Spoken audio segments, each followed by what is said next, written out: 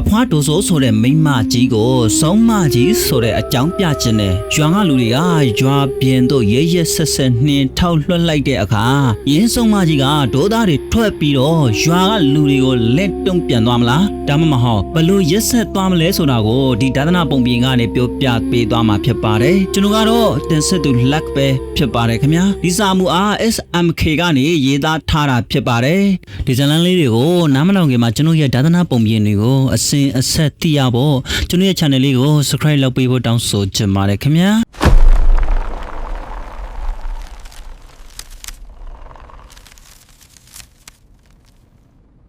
ဟိုးအရင်တော့ရွာလေးတရွာမှာဆွေမျိုးသားချင်းဘသူမှမရှိတဲ့တကောင်ကျွတ်အဖွားအိုတယောက်ရှိခဲ့ပါတယ်သူရဲ့နာမည်ကအဖွားတော်ဆိုတဲ့အဖွားတော်ဆိုကအတာမန်လူတော့မဟုတ်ပါဘူးပညာတွေသင်ယူထားတဲ့စုံမျိုးမဟုတ်ပေမဲ့မွေးကလေးကပါလာတဲ့ပေါက်ဆုံးအမျိုးအစားပါဒါပေမဲ့သူကအတာမန်ဆုံးတွေထက်အစပေါင်းများစွာပိုပြီးကိုမှစွမ်းအားကြီးမာပါတယ်အစားတော့ကတော့အဖွားတော်ဆိုကရွာထဲမှာပဲအတာမန်လူတွေလိုမျိုးနေထိုင်နေခဲ့တာပါဒါပေမဲ့သူကိုရွာကလူတွေကဆုံးမမှန်သိသွားတဲ့အခါမှာတော့အရာအားလုံးသူ့ဘဝအတွက်ပြောင်းလဲသွားခဲ့ပါတော့တယ်ရွာသားတွေဟာအပွားတူဆိုးကိုအရန်ကိုမှကြောက်ရွံ့ယွန်ရှာကြပါတယ်ဒီဆုံးမကြီးရွာထဲမှာရှိနေရင်ရွာကိုလက်တိုက်တယ်နမိုင်းမကောင်းဘူးတရွာလုံးဒုက္ခရောက်လိမ့်မယ်ဆိုပြီးရွာကနှင်ထုတ်ဖို့ဝိုင်းဝန်းကြံစီကြပါတော့တယ်သူတို့က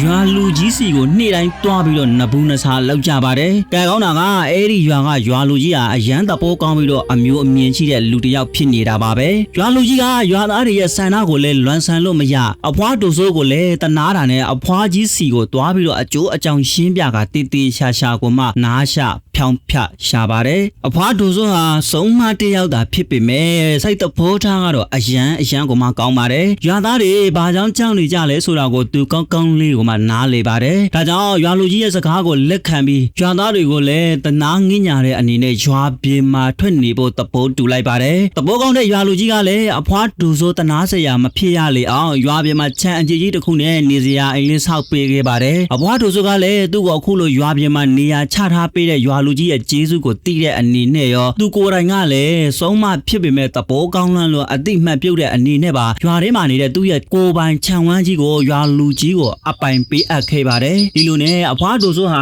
ရွာပြင်ကခြံဝန်းကြီးကြီးထဲမှာတယောက်တည်းအထီးကျန်စွာနဲ့နေထိုင်ခဲ့ရပါတယ်အသက်80အရွယ်ရောက်တဲ့အထိရွာကလူတွေကသူ့ကိုစုံမကြီးဆိုပြီးအနာမကက်ရေးကြသလိုမကောင်းလဲပြောကြပြန်ပါတယ်ဒီလိုနဲ့အရှင်တွေတဖြည်းဖြည်းနဲ့ကုံလွန်လာလိုက်တာတနေ့မှာတော့ရွာထဲမှာထူးဆန်းတဲ့ကိစ္စတစ်ခုစတင်ဖြစ်ပွားပါတော့တယ်ရွာတွေကအသက်30အရွယ်ခန့်ရှိတဲ့ရှာချမ်းအာချမ်းမိမတယောက်ရှိပါတယ်သူကရွာထဲမှာအတန်းအကျေဆုံးနဲ့လူပြိုးအများဆုံးအတင်းပြိုးအများဆုံးသူတယောက်ပေါ့အဲ့လိုအတင်းပြိုးဖြန့်များတော့သူကတခြားရာကိုတွားရင်းနဲ့အပြန်မှာပဲအဲ့ဒီမိမကြီးစီမှာထူးဆန်းတဲ့ယောဂလက္ခဏာတစ်ခုရောက်တည်းဝင်လာပါတယ်ယောဂကဘလို့လဲဆိုတော့ထမင်းဖြစ်ရင်ဖြစ်အစားအစာတစ်ခုကိုစားလိုက်တာနဲ့ချက်ချင်းကိုအကုန်ပြန်အန်ချပါတယ်ညဘက်တည်းဆိုရင်လည်းလုံးဝမအိုက်တော့ပဲညတကောင်ရန်အရှင်ကြီးတွေမှာခွေးတွေလိုဆွဲငယ်ဥတက်လာပါတယ်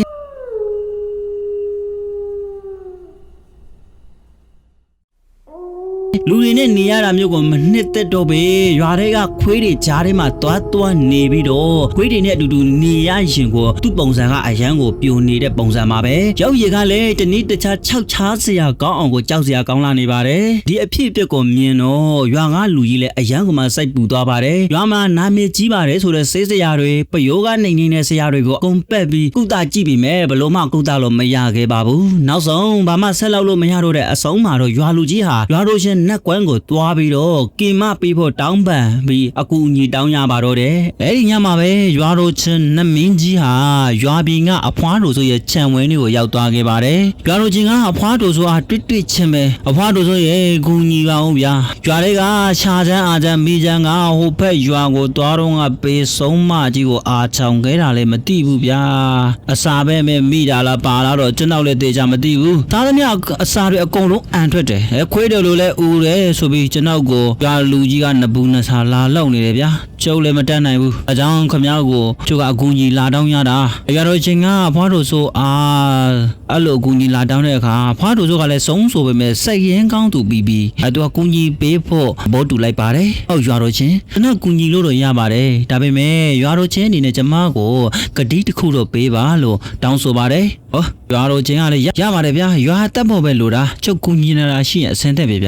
ျဒီလိုနဲ့ရွာတော်ချင်းကတိတ်ပေးလိုက်တဲ့အခါအဖွားတို့ဆိုကရွာတော်ချင်းရဲ့မျက်လုံးကိုတေချာလေးကြည့်ပြီးတော့ပြုတ်လိုက်ပါတော့တယ်ကျွန်တော်ဟာမိချမ်းကိုကူညီပေးလိုက်တာကိုရွာတို့ချင်းကလွဲပြီးတော့ဘသူ့ကိုမှမသိစေချင်ပါဘူးဘာလို့လဲဆိုတော့ကျွန်တော်ဖို့ဆက်ပေးလိုက်တဲ့ဆေးကိုမိချမ်းအမျိုးတွေသာတိသွားခဲ့ရင်ဆုံးဆက်ပေးတဲ့ဆေးဆိုပြီးမတောက်ပေးနေမှာဆိုလို့ပါကောင်းပါပြီအဖွားဆိုရဲ့ကြောက်ကတိပေးပါတယ်ဗျာအဲ့ဒီညမှာပဲအဖွားတို့ဆိုဟာသူမရဲ့ကြီးမားလာတဲ့ပေါက်ဆုံးအစွမ်းတွေနဲ့မိချမ်းကိုပြူစားထားတဲ့တစ်ဖက်ရွာကဆုံးအဝေးကနေအတန်တိုက်ခိုက်ဖို့ညတကောင်ရမှာမိချမ်းအီရှိကိုတွားပြီးတော့မိချမ်းဝတ်ဆင်ထားတဲ့အဝတ်တွေကိုယူပြီးလက်ထဲမှာလည်းအထုပ်ကိုကင်ကရွာရဲ့တင်းချိုင်းကိုမိန်းဆိုင်လေးတစ်ခုကင်ပြီးတော့ထွက်လာခဲ့လိုက်ပါတော့တယ်ရွာကိုရောက်လို့အကူရဲ့အရှိမအဖွားဆိုဟာတင်မင်လေးခွေထိုင်ပြီးမိချမ်းအင်ကြီးကိုကင်ကနဖူးကိုလက်တင်ပြီးကာရာဘုတ်ကိုရွတ်ဆိုလိုက်ပါတယ်ကာရာလေးကိုရွတ်ဆိုပြီးခဏအကြာမှာပဲကောင်းကင်ဘိုကနေရိပ်မီကြီးတစ်ခုကအဖွားဆိုးထိုင်းနေတဲ့အကူရှေ့ကိုရောက်လာခဲ့ပါတယ်ပြီးရနဲ့အသက်40အရွယ်ပြောင်းသွားပြီးတော့အင်ကြီးအနည်းရောင်ဝတ်ထားတဲ့ထိုမိန်းကလေးကအဖွားဆိုးအမျက်လုံးကြီးနဲ့ကြည်နေပါတော့တယ်အဖွားတို့ဆိုကလည်းနင့်လိုကောင်မများငါးရွာသူကိုပြူစားရတဲ့ပေါ့လေဟုတ်လားအမိမအဖွားတို့ဆိုဟာဒေါသကြီးစွာနဲ့ရင်းစကားကိုပြောလိုက်တဲ့အချိန်မှာရင်းဆုံးမဟာဟဲ့ပဲထားပြီးရေပါတော့တယ်ပြီးတာနဲ့အဖွားတို့ဆိုတာမင်းလုံးအနဲ့ရောင်တွေကြီးနဲ့ဒရက်ဆက်ပြစ်လွှတ်လိုက်ပါတယ်အဖွားတို့ဆိုကတော့ကူပေါ်မှာထိုင်ပြီးတော့ကြည်နေပါတယ်အဖွားတို့ဆိုရဲ့ရှေ့ကိုရောက်သွားတဲ့မင်းလုံးတွေဟာမင်းသားအသေးလေးတစ်ခုအဖြစ်ပြောင်းသွားပြီးသူ့လိုကွေပြောက်သွားပါတော့တယ်အဖွားတို့ဆိုကတော့ဘာမှကိုပြန်မလုပ်ပါဘူးအဲ့ဒီမိမကြီးဟာအနားမှာရှိတဲ့ဂျိုးတပင်ကိုမွေးဘွေးအဖြစ်ပြောင်းလဲလိုက်ပြီးတော့အဖွားတို့ဆိုရှေ့ကိုလွှတ်လိုက်ပါတယ်မွေကြီးကအဖွားတို့ဆိုကိုက်မဲ့ဟန်ပြင်ကမန်ဖီပြီးတော့ရောက်လာပြန်တယ်ဒါပေမဲ့အဖွားတို့ဆိုရဲ့ရှေ့လဲရောက်ရောအဖွားတို့ဆိုရဲ့နှောက်ကဟဲ့ကျိုးလို့နေစမ်းဆိုပြီးတော့အော်လိုက်တဲ့အခါမွေကြီးကဂျိုးအသွင်ပြောင်းသွားပြန်တယ်ထိုကအဖွားတို့ဆိုကဒေါသကြီးစွာနဲ့ဟဲ့ကောင်မငါမှအရှိမရှိဘူးသူနေပညာကုန်ပြီလားကုန်ပြီဆိုရင်တော့ငါအလေပဲအဲ့လိုပြောပြီးတော့အဖွားတို့ဆိုဟာစုံမကြီးကိုလက်ညှိုးနဲ့ထိုးကပြောလိုက်တယ်ရှုပ်ထားစမ်းရှီထားစမ်းရဲ့တင်းတုတ်ကိုခြောက်တာနော်ထိုအခါရင်းစုံမကြီးကိုယ်တိုင်မွေးအဖြေပြစ်လွှတ်လိုက်တဲ့အဖွားတို့ဆိုရဲ့ရှေ့ကိုရောက်နေတဲ့ဂျိုးကသူ့အလိုပဲရင်းစုံမကြီးကိုပြန်ပြီးတော့တွားရှီပါတော့တယ်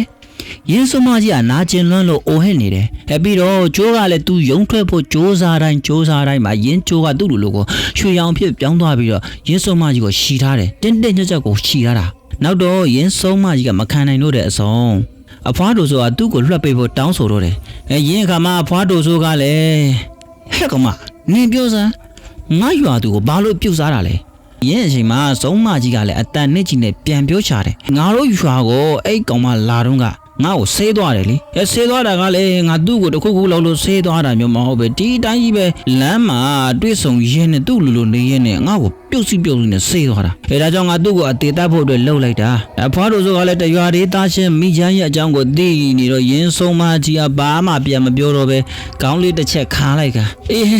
ဆိုရင်လည်းကောင်းပြီလေငါရွာသူဖက်ကအရင်မှားခဲ့တာဆိုတော့နင့်ကိုသူ့စားငါတောင်းမှန်နေကြေးပေးနင့်ကိုငါအမေသားနှစ်ပိတ်တာပေးမယ်ရင်းစုံမကြီးကပြူစားထားတာကိုပြန်နောက်ပေးဖို့ခေါင်းညှိပြတယ်ရင်းအချိန်မှာဖွားတော်ဆိုကလည်းဂျိုးကိုပြန်ပြေးလိုက်ပြီးတော့ဂျိုးကလည်းငကိုရှိတဲ့အတိုင်းရိုးဂျိုးအသွင်ပြန်ပြောင်းသွားတယ်ရင်းစုံမကြီးကလည်းအဖွားဆိုးထိုင်းနေတဲ့ကူရှိမှာပဲဒူးထောက်ပြီးလက်အောက်ကလေးရှိထားတဲ့အချိန်အဖွားတော်ဆိုငကိုကလေးကကိုင်းလာတဲ့အသားတုံးချထားတဲ့အထုပ်ကိုအဲ့ထက်အခုကိုသူလှမ်းပြီးတော့ကြိုက်ကကောင်းကင်ဘုတ်ကိုတက်သွားတယ်ပြီးရနဲ့ရင်းစုံမကြီးကလင်းနာမကြီးအသွင်ပြောင်းပြီးတော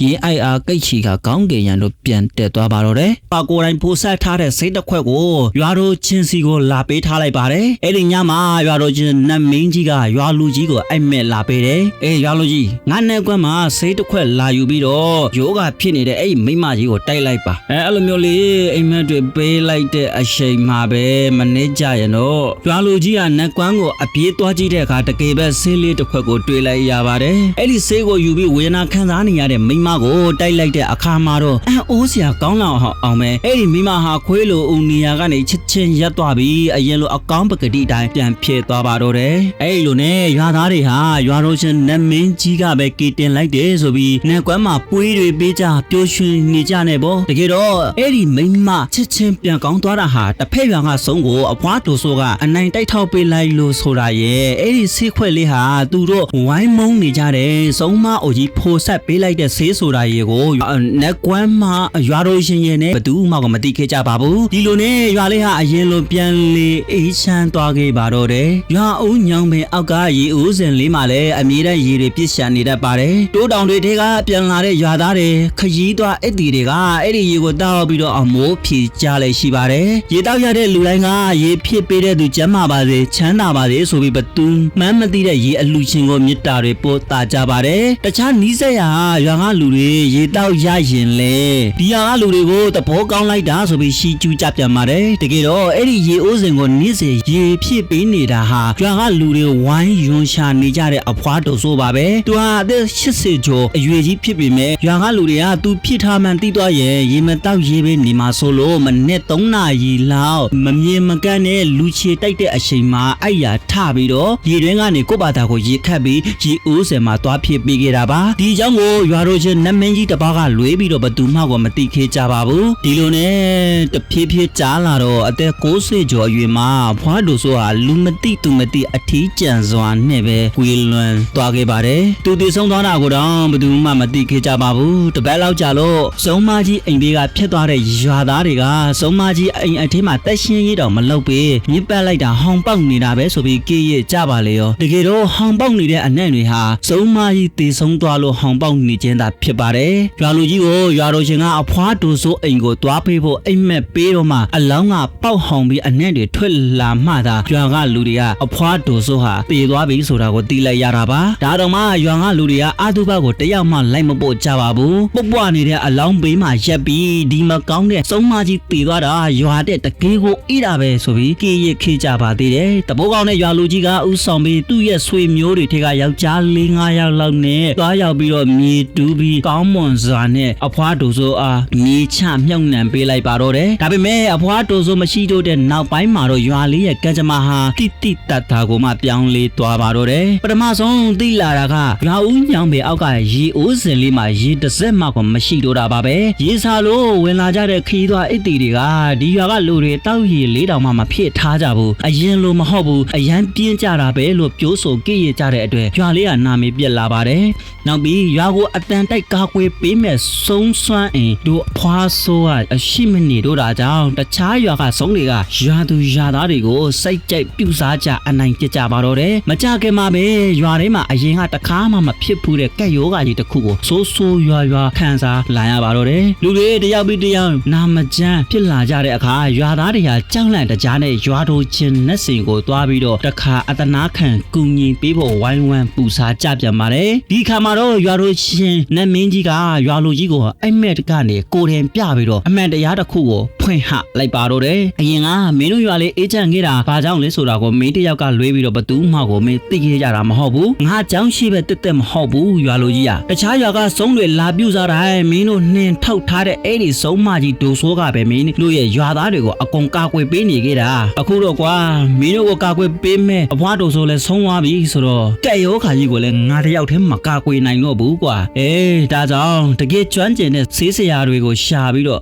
ကုစားကြဖို့ငါမင်းကိုအကြံပေးခြင်းနဲ့အဲ့လိုပြောပြီးတော့ရွာလူကြီးကိုရွာတော်ရှင်မအိမ်မက်ပေးရင်းနဲ့ထွက်လာခဲ့လိုက်ပါတယ်ဒီအကြောင်းကိုရွာလူကြီးကနေ30ကြားလိုက်ရတဲ့အချိန်မှာတော့ရွာသူရွာသားအားလုံးဟာသူတို့ဝိုင်းမုန်းခဲ့ကြတဲ့ဆုံးမကြီးဟာသူတို့အပေါ်ဘလောက်တောင်ကျင်နာခဲ့တဲ့လဲဆိုတာကိုနားလေသွားကြပါတယ်သူတို့ရဲ့အသိဉာဏ်မိမုံနဲ့ရက်ဆက်မှုတွေအတွက်ယူကျုံမရနောင်တရခဲ့ကြပေမဲ့ခွတ်လက်ပေးမဲ့အဖွားဆိုကတော့သူတို့ကိုထာဝရကြိုးခိုင်းနှုတ်ဆက်သွားခဲ့ပြီပဲဖြစ်ပါတယ်ခင်ဗျာလောကကြီးမှာတန်ဖိုးအရှိဆုံးအရာတွေဟာဆုံးရှုံးသွားမှသာသူတို့ရဲ့အစစ်မှန်ဆုံးတန်ဖိုးကိုပြသတတ်ကြပါတယ်တက်ကိုအကာအကွယ်ပေးနေတဲ့အရာတစ်ခုကိုရုပ်ဆိုးတယ်ဆိုတဲ့အကြောင်းပြချက်နဲ့အဝေးကိုလွှင့်မပစ်ပါနဲ့တခါတရံမှာကျွန်တော်တို့အမုန်းဆုံးလူတွေကပဲကျွန်တော်တို့ကိုအချစ်ဆုံးလူတွေဖြစ်နေတတ်ပါတယ်အမှန်တရားကိုသိမြင်လာတဲ့အချိန်မှာတော့နောင်နာဆိုတာအမြဲတမ်းနောက်ကျမှရောက်လာတတ်တဲ့အစ်တီဆိုတယောက်ဆိုတာကိုသတိရပါကျွန်တော်တို့ဝိုင်းမုန်းနေတဲ့အမောင်ထုထေဟာတခါတလေမှာကျွန်တော်တို့ကိုကာကွယ်ပေးနေတဲ့အရေးတစ်ခုဖြစ်နေတတ်ပါတယ်လောကမှာအဖြူစင်ဆုံးမေတ္တာတရားဟာ အစိုးရဆုံးနာမည်တွေရဲ့အောက်မှာပုံကွေနေတတ်တယ်ဆိုတာကိုတတိထားမရလားလို့ပြောရနေဒီနေ့ဒီပုံပြန်လေးကနေအားလုံးကိုနှုတ်ဆက်လိုက်ပါတယ်ခင်ဗျာကိုယ်ကျမ်းမာခြင်းစိတ်ချမ်းသာခြင်းနဲ့ပြည့်စုံကြပါစေလို့ဆုမွန်ကောင်းတောင်းပေးရနေဒီနေ့ဒီပုံပြန်လေးကနေအားလုံးကိုနှုတ်ဆက်လိုက်ပါတယ်